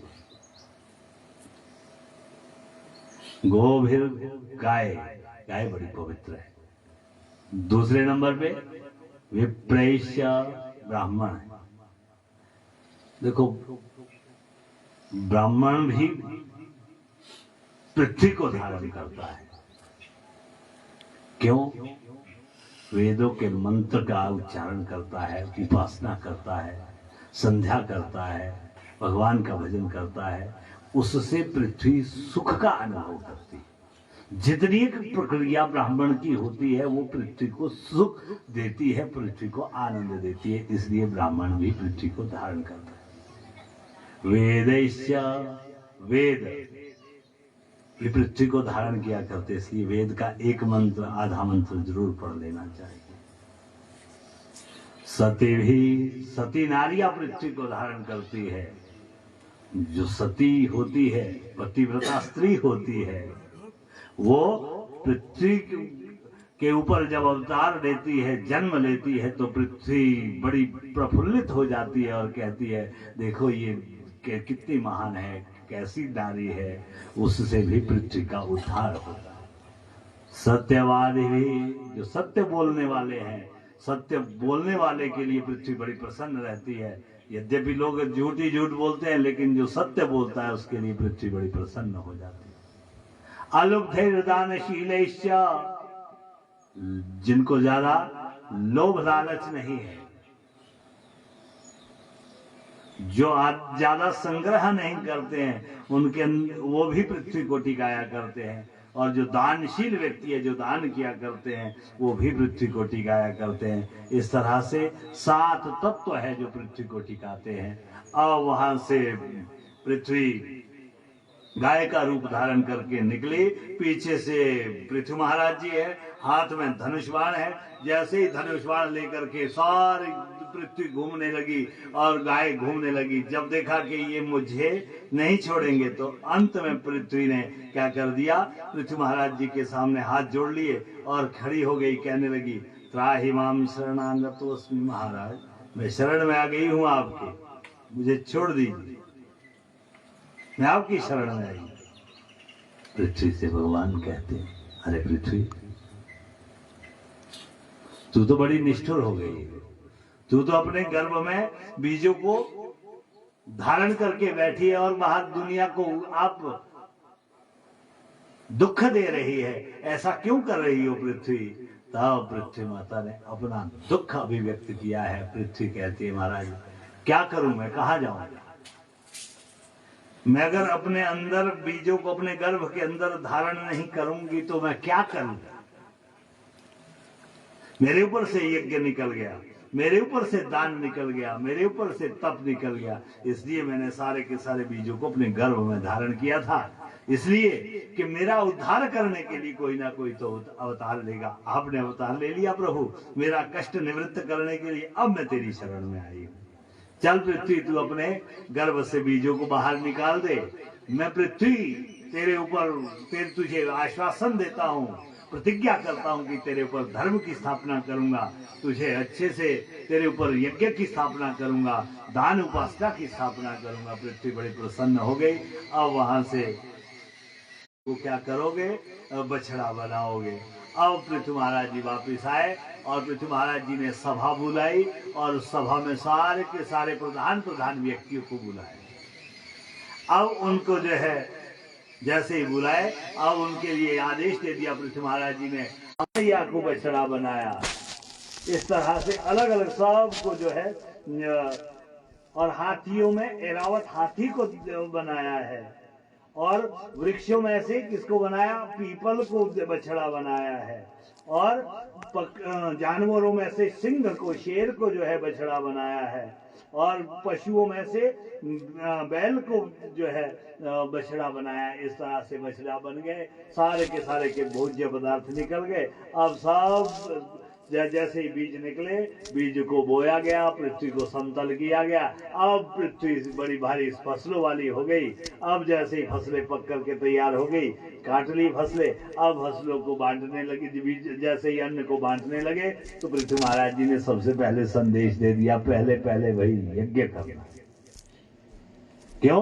क्योंकि इसमें देवताओं का बड़ा भाग है, देवताओं ने इसको परिपुष्ट किया है, इसलिए सबसे पहले हम क्या करेंगे? अन्न का यज्ञ करेंगे। जितने भी ये अन्न प्राप्त हुए हैं ये देवताओं की कृपा से हुए हैं। कैसे? पृथ्वी ने इसको धारण किया अपने गर्भ में, पृथ्वी भी देवता है। जल ने इसको सींचा, जल भी देवता है। अग्नि देवता ने इसको बढ़ाया, उसको पकाया, तो अग्नि भी देवता है। वायु देवता ने उसको बढ़ाया, वो भी देवता है। चंद्रमा में ने उसको उसमें रस भरा, तो वो भी देवता है। इसलिए इनका सब देवताओं का योगदान है। सबसे पहले हमें इनका यज्ञ करना चाहिए। यज्ञ कर दिया, यज्ञ बड़े अच्छे से निवृत्त हो गया। अब जैसे यज्ञ परिपूर्ण हुआ, उसके बाद सबको दान किया गया है, बांटा गया है वो अन्न। अब सारा का सारा संसार पृथ्वी महाराज जी की अनुकंपा से अन्न से परिपूर्ण हो गया। बड़ा आनंद हो गया। सबके कष्ट की निवृत्ति पृथ्वी महाराज जी ने कर दी। बोलो नारायण भगवान की। अब पृथ्वी महाराज जी की इच्छा हुई कि मैंने क्या करना है? यज्ञ करने हैं। कितने यज्ञ करने हैं? 100 यज्ञ करने हैं। किसी ने कहा पृथ्वी महाराज जी से कि आपको 100 यज्ञ करने चाहिए। 100 यज्ञ करने लगे। 99 यज्ञ परिपूर्ण हो गए। 99 के 99 अश्वमेध यज्ञ पूरे हो गए। जैसे ही 100वां यज्ञ चलने लगा, अंत में जाकर के उस 100वें यज्ञ को पूरा नहीं देख सकते थे इंद्र महाराज जी। उन्होंने क्या कर दिया? उस घोड़े को छुपा लिया, और जैसे ही घोड़े को छुपाया, पीछे से पृथ्वी महाराज जी की सेना गई, घोड़ा नहीं मिला। अंत में पृथ्वी महाराज जी से कह दिया, महाराज आपका घोड़ा नहीं मिल रहा है अश्वमेध यज्ञ का। पृथ्वी महाराज जी ने ध्यान लगाया, देखा क्या कि इंद्र ने मेरे घोड़े को छुपा लिया। अब भगवान ने, पृथ्वी महाराज जी ने क्या कर दिया? स्वर्ग में चढ़ाई कर दी। इंद्र महाराज जी के साथ युद्ध हो गया। कई वर्षों तक युद्ध चला, जब ना तो इंद्र हारते हैं और ना पृथ्वी भगवान हारते। अंत में वहां पर ब्रह्मा जी आ गए, बड़े और अन्य अन्य देवता आ गए। उन्होंने कह दिया, महाराज छोड़ दीजिए, आप 100 आएंगे। आपने 99 यज्ञ कर दिए, 99 यज्ञ करने के बाद भी आपको 100 यज्ञ का फल प्राप्त होगा, ये व्यवस्था हम किए देते हैं। पृथ्वी महाराज जी बड़े प्रसन्न। और 100 यज्ञ किसके रहेंगे? केवल इसी इंद्र के रहेंगे, इसी के 100 यज्ञ रहेंगे। इसलिए 100 यज्ञ आप छोड़ दीजिए, 100 यज्ञ करने की आपको आवश्यकता नहीं है। 100 यज्ञ छोड़ दिया और वहां से वापिस आए। इंद्र महाराज जी भी आए। इंद्र ने पृथ्वी महाराज जी से क्षमा मांग दी, प्रभु हम आपसे क्षमा मांगते हैं, हमने आपके यज्ञ के घोड़े को चुराया। महाराज हम नहीं चाहते थे कि आप शतक्रतु बन जाए। शतक्रतु कौन है? 100 यज्ञ किसने किए हैं? केवल इंद्र ने किए हैं। इसलिए इंद्र महाराज जी के ही 100 यज्ञ हुए हैं, बाकी किसी के नहीं। उसी पृथ्वी महाराज जी के राजसूय के यज्ञ के अंदर से, अग्नि के अंदर से किसकी उत्पत्ति हुई थी? सूत जी महाराज जी की हुई थी। और प्रथम जो अभिषिक्त राजा संसार पे हुए हैं वो कौन हुए हैं? उससे पहले किसी का अभिषेक नहीं किया गया है राजा का। राजा का जो राज तिलक की प्रथा चली है वो किससे चलते हैं? राजसूय यज्ञ प्रथमाभिषिक्त भूपति पृथु। वो कौन है? पहला अभिषिक्त जो राजा है वो पृथ्वी है। और इसी पृथ्वी के कारण से इस पृथ्वी, इसका नाम पृथ्वी पड़ा है, धरा का नाम पृथ्वी पड़ा है। और उसी के यज्ञ से किसकी जो स्तुति करने में कुशल है, ऐसे कौन? स्तुति कुशल सूतोत्पत्ति। उस सूत महाराज जी की भी उत्पत्ति किससे हुई है? राजसूय यज्ञ, पृथ्वी महाराज जी के राजसूय यज्ञ से उत्पन्न हुए। बोलो नारायण भगवान की।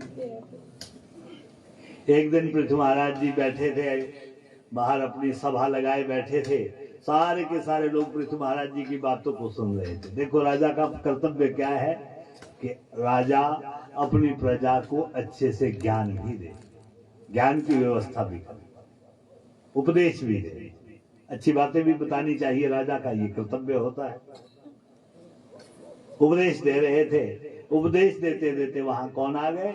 4 ब्रह्मा जी के पुत्र मानस पुत्र पहुंच गए। सनक, सनंदन, सनातन और सनत कुमार। चारों के चारों पुत्र आए, उनको देखा और जैसे ही उनको देखा पृथ्वी महाराज जी अपने आसन से उठे और आसन से उठ करके उनको प्रणाम कर गए। महाराज आइए मेरे आसन पर बैठिए, और अपने आसन पर सनत कुमारों को बिठा दिया। चारों के चारों पुत्रों को, ब्रह्मा जी के पुत्रों को आसन पर बिठाया। अब उनसे वहां पर प्रश्न पूछा है। क्या प्रश्न पूछा है पृथ्वी महाराज जी ने? बोलो नारायण भगवान की। महाराज यहाँ पर सबसे गजब की बात पृथ्वी महाराज जी ने कही है। वही बात हमारे स्वामी जी भी कहा करते थे, कुशलः प्रश्नः न पृच्छेता। संत से कभी भी कुशलता का प्रश्न नहीं पूछना चाहिए कि स्वामी जी आप ठीक है कि नहीं है। इसलिए महाराज आपसे ये तो प्रश्न पूछने का बनता ही नहीं है कि आप ठीक है कि नहीं है। ये नहीं पूछ सकते आपसे। तो क्या पूछ सकते हैं? आपसे हम ये जानना चाहते हैं कि क्यों नहीं पूछते हैं? क्योंकि जो खुद ठीक नहीं होगा वो दूसरों को ठीक क्या करेगा। इसलिए आपसे हम ये जानना चाहते हैं, क्षेमः केनांजसा भवे। मनुष्य का कल्याण कौन से कर्म करने से होता है? मनुष्य का कल्याण किस कर्म करने से होता है? अब यहाँ पर पृथ्वी महाराज जी के लिए सनत कुमारों ने बड़ी बढ़िया बात कही है कि देखो पृथु, अगर आप अपना कल्याण चाहते हो तो अपने कल्याण के लिए क्या करिए? असंग आत्मा व्यतिरिक्त आत्मनि असंग शस्त्रेण दृढ़ेन चित्वा। अगर आप अपनी आत्मा का उद्धार चाहते हैं तो 2 काम करिए। क्या? एक तो असंग रहिए, किसी का संग ना करिए। हम क्या चाहते हैं कि मुझे पुत्र से सुख मिले, बेटी से सुख मिले, भाई से सुख मिले, पति से सुख मिले। लेकिन आप एक बात मानिए कि ये सुख और दुख है ना, ये आदमी के अपने मन के अंदर है, ये बाहर से ये नहीं मिला करते। ये आपके अपने हैं। ये हम मिथ्या जीवन जीते हैं कि कोई हमें सुख दे सकता है। ना पुत्र सुख देता है, ना कन्या सुख देती है, ना पति सुख देता है, ना कोई और सुख देता है। सुख तो आदमी के मन में है। जिसका मन ठीक है, जिसका मन भगवान में लगा है, जिसका मन परमार्थ में लगा है, जिसका मन धर्म में लगा है, जिसका मन भगवान में परिनिष्ठित रूप से बैठा हुआ है, उसको सुख ही सुख है। और जिसकी जितनी ज्यादा इच्छाएं हैं, जिसका जितना ज्यादा काम है, जिसके अंदर जितना ज्यादा ऐश्वर्य की महत्वाकांक्षा है, जिसके अंदर और ज्यादा जो है संग्रह करने की प्रवृत्ति है, वो उतना ज्यादा दुखी है। इसलिए अगर आप सुखी रहना चाहते हैं तो अपने मन को संतुष्ट रखिए, मन में संतोष रखिए। जितना है प्रभु आपका दिया हुआ, उसमें संतुष्ट रहिए। हाथी को मन भर और चींटी को कण भर देते हैं प्रभु राम। सबको भगवान दिया करते हैं। हाथी को उसके आकार का उसके भोजन मिल जाता है और चींटी को उसके आकार का भोजन मिल जाता है। हम तो व्यर्थ में ही चिंता करते हैं कि क्या होगा, हमारे बाद क्या होगा। अरे कुछ नहीं है संसार में। संसार में कोई किसी का नहीं है। जब समय आता है तो सबको जाना पड़ता है। समय आएगा, सबको निकलना है और समय से पहले कोई जाएगा नहीं। हम चिंता जो करते हैं वो व्यर्थ की चिंता है। इसलिए असंग आत्मा व्यतिरिक्त आत्मनि, अपनी आत्मा को असंग बनाएंगे। अपनी आत्मा को किसी का संग की आवश्यकता ही नहीं है। अगर उसको आवश्यकता है किसी चीज की तो सत्संग की आवश्यकता है, ज्ञान की आवश्यकता है। अगर उसको आवश्यकता है किसी चीज की तो उसको किसी आवश्यकता है, उपासना की आवश्यकता है, जिसके द्वारा उसका उद्धार होगा। दृढ़ेन शस्त्रेण छित्त्वा, ज्ञान रूपी तलवार से मोहमाया के बंधन को काटी, वैराग्य रूपी डंडे से सांसारिक वासनाओं को दूर करिए। ज्ञान रूपी तलवार लीजिए, किस लिए? बंधनों को काटने के लिए। सारे के सारे बंधनों को काटिए। और वैराग्य रूपी डंडे को हाथ में लीजिए, किस लिए? सामाजिक प्रपंच को निवृत्त करने के लिए, ताकि आप परमार्थ के मार्ग पर चल पड़े, आपका उद्धार हो जाए। ये सुना। अब इतना एक उपदेश सुन करके पृथु महाराज जी को वैराग्य हो गया और पृथु महाराज जी वहीं से चल। पत्नियों से कह दिया, पत्नी से कह दिया, मैं संन्यास ले रहा हूं, मुझे तो भगवान का भजन करना है। खुद भगवान होकर के वो उन्होंने भी संन्यास लिया है। अर्ची रानी भी साथ गई है भगवान का भजन करने के लिए। एक तत्व के उपदेश से भी व्यक्ति को वैराग्य होता है। और हम कितना उपदेश करते हैं, कितना उपदेश सुनते हैं, फिर भी वैराग्य नहीं है। संसार में सबसे सुखी कौन है? वैराग्यवंत खल भाग्यवंत। जिसके अंदर जितना ज्यादा वैराग्य है वो उतना ज्यादा सुखी है। वैराग्यवंत खलु भाग्यवंत। वैराग्य वाला ही सुखी है। और दुखी कौन है संसार में? दुखी बहु कुटुंबवान। जिसका जितना बड़ा परिवार है वो उतना ज्यादा दुखी है। जितना ज्यादा परिवार, जितना बड़ा परिवार, उतना ज्यादा उसको दुख है। इसलिए सुखी रहना चाहते हैं तो वैराग्य को धारण करिए। पृथु महाराज जी अर्ची रानी चले गए। उन्होंने अपने पुत्र को जो है राज्य दे दिया और वहां से चले गए इस तरह से। और अंत में अपने शरीर में ही सारे के सारे ब्रह्मांड का दर्शन कर लिया और अपने शरीर को नष्ट कर दिया, अपने शरीर को छोड़ दिया और पृथु महाराज जी अंतर्धान हो गए और साथ में अर्ची मैया भी अंतर्धान हो गए। बोलो नारायण भगवान की। उसके बाद जनमेजय ने यहाँ पर पूछा है, महाराज हमें मनवंतरों की कथाएं सुनाइए, मनवंतरों के नाम सुनाइए। अलग अलग मनवंतर हुए हैं। कोई सावरणी मनवंतर हुआ है, कोई भौत्य मनवंतर हुआ है, कोई चाक्षुष मनवंतर हुआ है। इस तरह से अलग अलग मनवंतरों में अलग अलग देवता हुए हैं और उन देवताओं की अलग अलग लीलाएं हैं। वैवस्वत मनवंतर के में विवस्वत विवस्वान मनु के 10 पुत्र पैदा हुए। कितने बेटे हुए? 10 बेटे। वैवस्वत मनु। उनमें से जो सबसे बड़ा बेटा था उसका नाम था इक्ष्वाकु, और जो दूसरा बेटा था उसका नाम था नाभाग। और उसी विवस्वान मनु के यज्ञ से ईड़ा का जन्म हुआ था। किसका? ईड़ा का जन्म हुआ था। और ईड़ा और बुद्ध, ईड़ा का बुद्ध से संयोग हुआ और उसी से पुरुरवा नाम के राजा का जन्म हुआ था। और इसी वंश में उत्कल, अम्बरीश, सुद्युम्न, नरिष्यंत, शर्याति, ककुदमी, रेवत, करुष, पृषधाद्या, ककुत्स्थ, इस तरह से इस वंश में और भी राजा पैदा हुए थे। महाराज, ये पुरुरवा जो राजा थे ना, ये बड़े महान राजा थे, इनकी भी बड़ी बड़ी लीलाएं हैं। जिनका जन्म ईड़ा के गर्भ से हुआ था, ये पुरुरवा नाम के राजा बड़े महान थे। पुरुरवा की इच्छा हुई, उन्होंने उर्वशी नाम की एक अप्सरा को देखा। उर्वशी नाम की अप्सरा को देखा। उर्वशी कहां से पैदा हुई थी? नर नारायण भगवान तप कर रहे थे बद्री नारायण में, और बद्री नारायण में तप करते करते उनके तप को नष्ट करने के लिए इंद्र महाराज जी ने बड़ी बड़ी अप्सराओं को भेजा।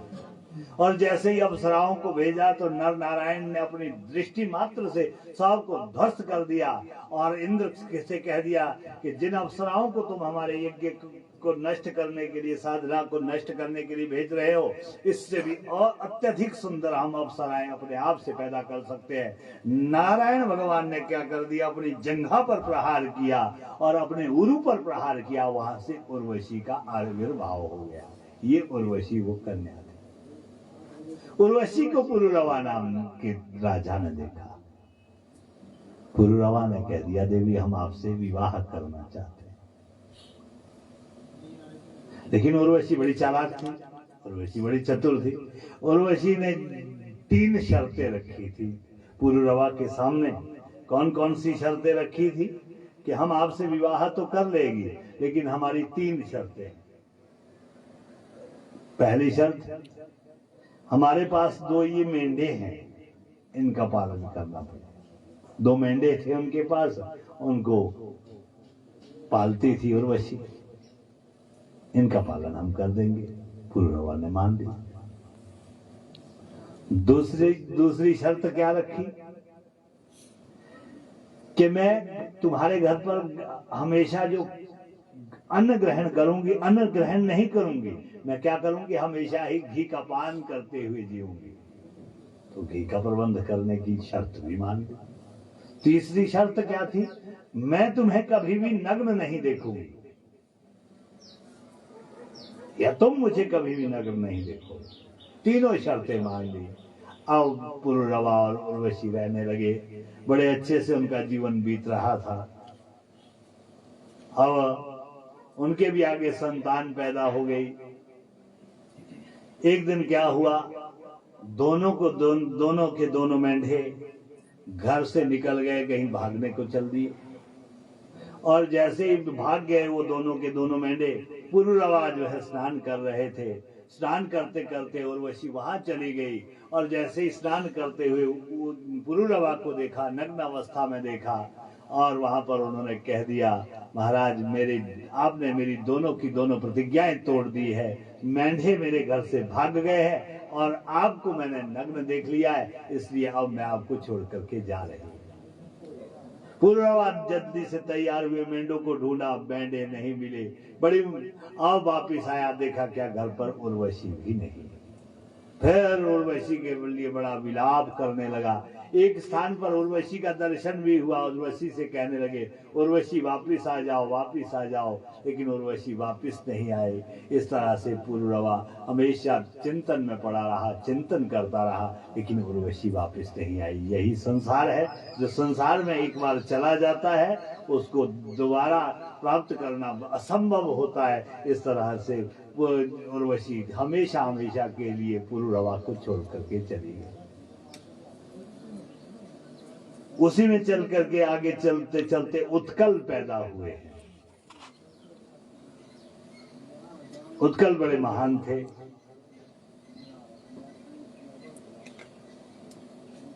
और अम्बरीश भी पैदा हुए हैं। अम्बरीश राजा भी उसी वंश में पैदा हुए हैं। अम्बरीश की बड़ी दिव्य कथा है। ये कथा हम आपको अगले कल सुनाएंगे। और उसी कुल में आगे चलते चलते सुद्युम्न हुए थे, जिनकी कथा भी हमने आपको सुनाई है। शर्याती एक राजा हुए हैं, वो बड़े महान राजा हुए। शर्याती राजा की एक बेटी थी, उसका नाम था सुकन्या। बड़ी अच्छी थी वो सुकन्या।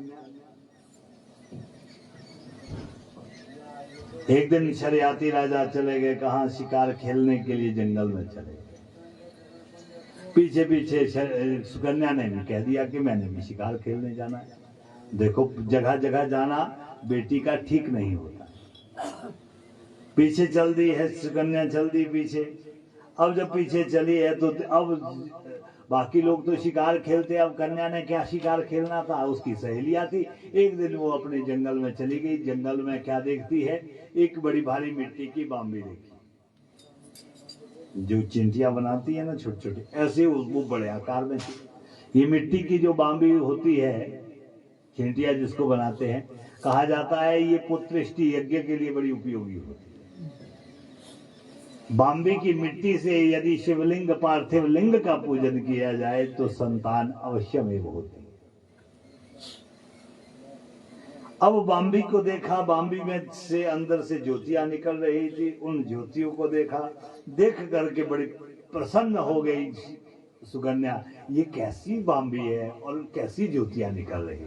सामने एक तिनका रखा था घास का, उस तिनके को उठाया और अंदर डालने लगी कि यहाँ से ज्योति निकल रही है, शायद ये तिनका जल जाएगा। और जैसे ही अंदर डाला, दोनों ज्योतियां जहां से निकल रही थी अंदर प्रहार किया और वहां से रक्त की धारा बहने लगी, लहू निकल गई। लहू निकलते हुए देखा, बड़ी परेशान हो गई। सुकन्या भाग गई, ये तो कुछ मैंने अनिष्ट कर दिया। वहां से सारे के सारे लोग शिकार खेलने के बाद वापस अपने आश्रम पर पहुंचे। सबका मलमूत्र रुक गया, सबको रोग लग गया। शर्याती राजा ने कहा, किसी ने कोई बुरा काम तो नहीं किया। महाराज, किसी ने कोई बुरा काम नहीं किया। क्या हो गया है?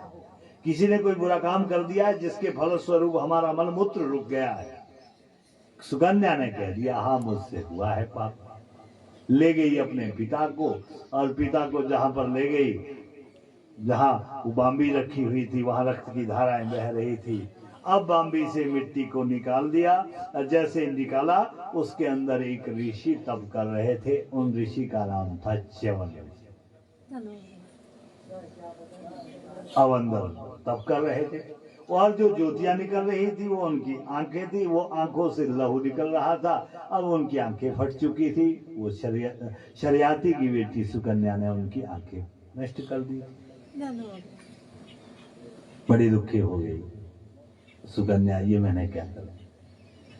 शर्याती राजा ने कह दिया च्यवन ऋषि से, महाराज हमारे रोग को ठीक कर दीजिए, हम आपके लिए सारी व्यवस्था करते हैं। आपके लिए अन्न की व्यवस्था भी करेंगे, सेवक की व्यवस्था भी हम करेंगे, हमारे पास बहुत सारे सेवक हैं। च्यवन ऋषि ने कह दिया, नहीं, मुझे सेवक नहीं चाहिए। जिसने मेरी ज्योति नष्ट की है उसको मुझे दे दीजिए। ऐसा कहा, सुकन्या को गले से लगा दिया। जिस बेटी को कभी अपने से जुदा नहीं करते थे शर्याती ऋषि, शर्याती राजा, वो च्यवन को कैसे दी जाए। बड़े कुंठित हो गए और कहने लग गए, महाराज मेरी बेटी का अपराध क्षमा कर दीजिए, ये आपके साथ नहीं रह सकती, ये बड़ी कोमल है, बड़ी नाजुक है, ये आपके साथ जीवन व्यतीत नहीं कर सकती, नहीं मुझे तो यही चाहिए। जब नहीं माना तो अंत में जाकर के सुकन्या ने कह दिया, पिताजी पाप मैंने किया है, मैं ही प्रायश्चित भी करूंगी। और सुकन्या का विवाह सुकन्या को च्यवन ऋषि को दे दिया। अब वहां से शरियाती राजा अपने सैनिकों को लेकर के निकल लिए और वापिस आ गए। अब वहां पर सुकन्या बड़े अच्छे से, बड़े प्रेम से च्यवन ऋषि की सेवा करती है, स्तुति करती है, जल लाती है, स्नान करवाती है, बड़े अच्छे से करवाती है। ऐसा तप बढ़ गया सुकन्या का कि आकाश के देवता भी सुकन्या के तप को देख करके बड़े प्रसन्न होने लगे। एक दिन आकाश से 3 देवता इकट्ठे आए और वो परीक्षा लेने के लिए सुकन्या किया। सुकन्या जल लेने के लिए गई थी, जल लेकर के आ रही थी। जहां च्यवन ऋषि रहते थे वहां पर तीनों देवता पहुंच गए। 2 थे अश्विनी कुमार जो सूर्य के पुत्र पैदा हुए हैं, और एक थे इंद्र महाराज जी, वो तीनों साथ आए थे। अब तीनों के तीनों देवताओं ने क्या कर दिया, च्यवन ऋषि को भी अपना जैसा दिव्य शरीर दे दिया। जैसे ही सुकन्या कुटिया में पहुंची, अंदर गई, कुटिया में जाने के लिए तैयार हुई, अंदर देखा क्या कि इसमें कोई पर पुरुष है, वहीं से वापस आ गई, अंदर प्रवेश भी नहीं किया। अंदर से आवाज आई, हे सुकन्या हम चारों में से तुम्हारा कोई एक पति है, पहचानो अपने पति को। मन ही मन भगवती को याद किया, पतिव्रता स्त्री को अपना पति दिखने लग गया, ये मेरे पति है। इंद्र और अश्विनी कुमार बड़े प्रसन्न हो गए, तुम्हारे पति यही है। लो सुकन्या, तुम्हारे तप के प्रभाव के कारण से हम इनको दिव्य शरीर भी देते हैं और इनको नेत्र ज्योति भी प्रदान करते हैं। किसके कारण से? तुम्हारे कारण से। सुकन्या बड़ी प्रसन्न हो गई और च्यवन ऋषि नौजवान हो गए। ये किसके कारण से? सुकन्या के तप के कारण से। आजकल भी च्यवनप्राश खाते हैं लोग, किस लिए कि बूढ़े भी जवान हो जाए। अमोल लाल जी आप भी 10 साल के हो जाएंगे। बोलो नारायण भगवान की। च्यवनप्राश किस लिए कि भाई बूढ़ा भी जवान हो जाए।